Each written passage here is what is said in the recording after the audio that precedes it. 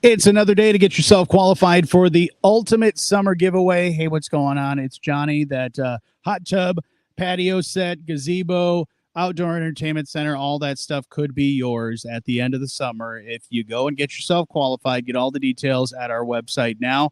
Featured sponsor today is Enders Auto Repair, and I'm here with Terry Enders. How are you, my friend? Good. How you doing? I'm doing great. Love coming here to the shop and seeing all the great things that you guys are doing. You're always busy, always helping people here in the community. And I got to say, it's still pretty hot out. So that's something to be thinking about for a lot of people as that summer heat continues and probably going to last until the fall. Everything from AC and just keeping everything cool is a good idea.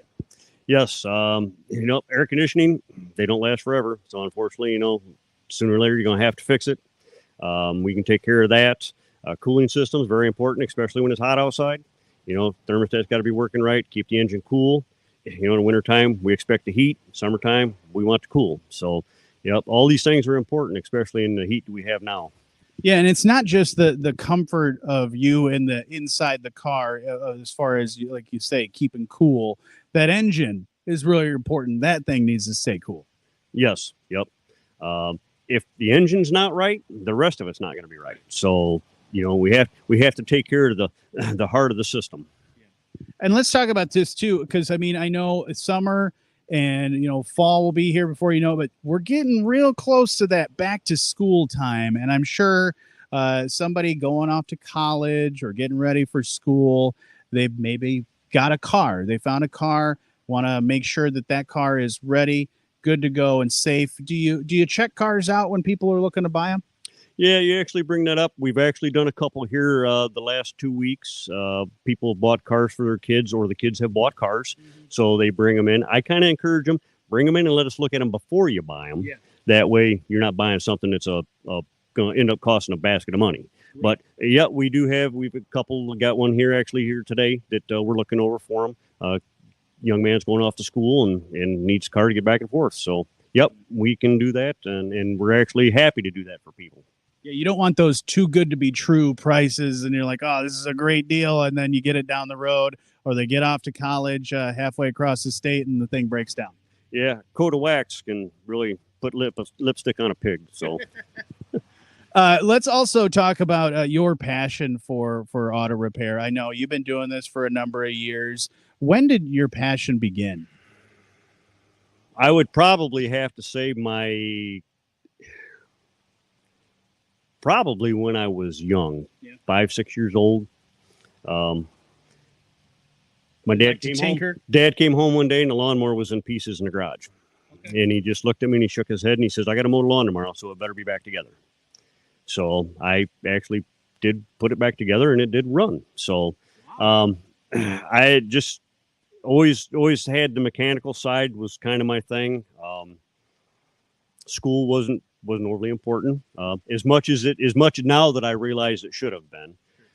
It was just mechanical was kind of my thing.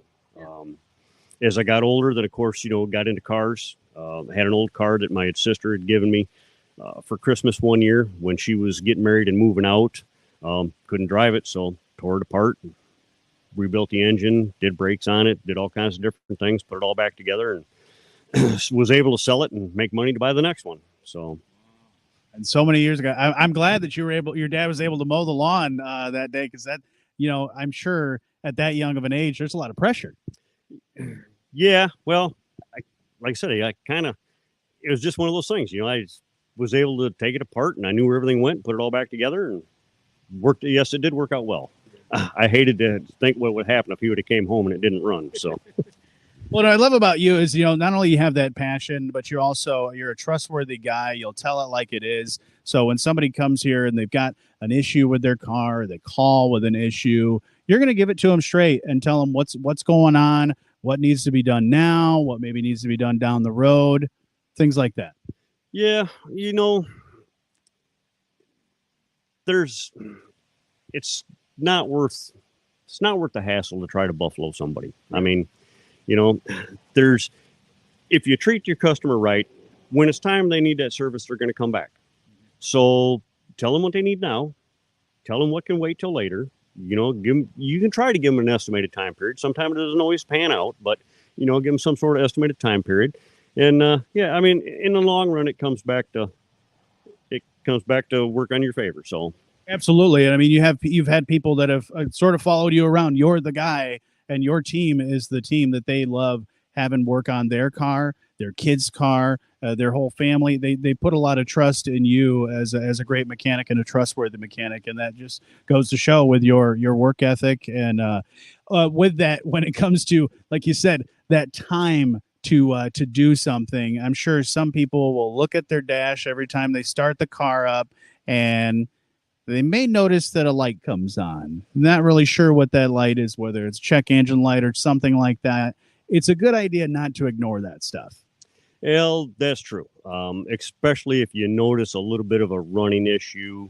One of the main things, of course, you have your check engine light, but we don't have check oil level lights anymore. So that's true. When the red light comes on with the picture of an oil can, that means we got a problem. Yeah. Unfortunately, these newer engines from, I'm going to say probably around 2012 on up, the piston rings they made weren't very well. So they have a tendency, they'll use a lot of oil. A lot of customers out there know that. And, we need to get back into the habit of pulling that dipstick every now and then and checking that oil. Yeah. The other thing is don't pay attention to that monitor that says I got 100% oil life or 60% oil life. We need to be going by mileage, because depending on how you drive, that thing could drag you out 6-8 months before an oil change. Sure. And if you don't check your oil, oil's cheap. Engine's not cheap. It's, $12,000 to put a motor in most cars. So. Right. Yeah, that makes total sense of not ignoring that stuff and doing that regular maintenance, checking the air and the tires. And that's another one. Don't trust that I'm good. I don't, until that tire light's not on, then I'm fine. But you're exactly right with just those little things that you can do to maintain your vehicle and keep it running. But then if one of those problems, little problems, small, big, starts to come about, Enders Auto Repair is the people to come and see for those things. So how do we get the process started if we want to get a hold of you guys? Well, we have a phone number, of course, 269-588-5102. You can email us at endersautorepair@gmail.com. We have a Facebook page as well. We do have some customers that message us on Facebook. So, multiple ways you can get a hold of us. Absolutely. Stop in the shop, too. Yeah, right here on Red Arrow Highway, EndersAutoRepair.com as well. You can depend on Enders. They've got some great people here, and he's one of them. He's the owner. You're going to be a place that you can trust when the guy puts his name on it. So Enders Auto Repair, come and see Terry. Thanks a lot, man. Yep, thank you. You can go to our website, too, if you want to get all the details about the Ultimate Summer Giveaway. Everything is right there, and you have until 6 o'clock today to get yourself qualified with our feature.